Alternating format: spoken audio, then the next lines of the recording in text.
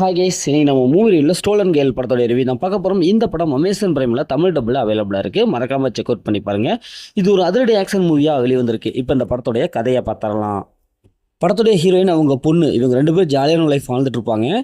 இவங்களுடைய எக்ஸ் பொண்ணு அவங்கள விட்டு போயிருப்பாங்க. சூப்பரான ஒரு லைஃப் போயிட்டுருக்கும். திடீர்னு பார்த்தா அவங்களுடைய பொண்ணு காணாமல் போயிருப்பாங்க. உடனே பதறி அடித்து போய் போலீஸ்லாம் கம்ப்ளைண்ட் கொடுப்பாங்க. ஆனால் ஒன்றும் ஒர்க் அவுட் ஆகாது. யாரா நம்ம பொண்ணை கடத்திட்டு போனது அப்படின்னு யோசிப்பாங்க.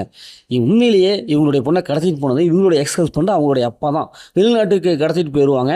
அதுக்கப்புறம் ஹீரோயின் அவங்கள நேரடியாக இறங்கி அப்படி இப்படின்னு தேடுவாங்க. இப்போ இறுதியில் ஹீரோயின் தன்னுடைய பொண்ணை எப்படி கண்டுபிடிக்கிறாங்க, எதற்காக இவங்களுடைய ஹஸ்பண்ட் அவங்களுடைய பொண்ணை வெளிநாட்டுக்கு கடத்திட்டு போகணும், அப்படி கடத்திட்டு போய் என்ன பண்ண போகிறான், இறுதியில் என்ன ஆச்சு அப்படிங்கிறதான் இந்த படத்துடைய கதை.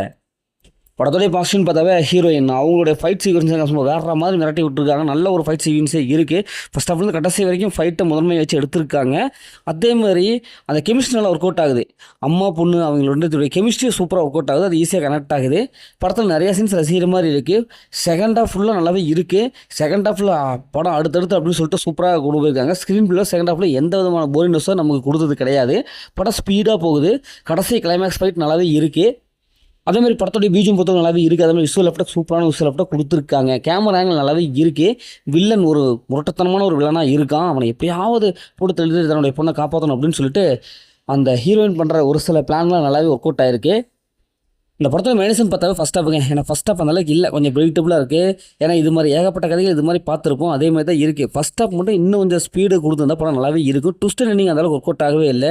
ஈஸியாக கெஸ் பண்ணலாம், அடுத்தது இதான் படம் நடக்கும் அப்படிங்கிற மாதிரி தான் இருக்குது. அதை கொஞ்சம் மாற்றி அமைச்சிருந்தாங்கன்னா படம் நல்லாவே வந்திருக்கும்.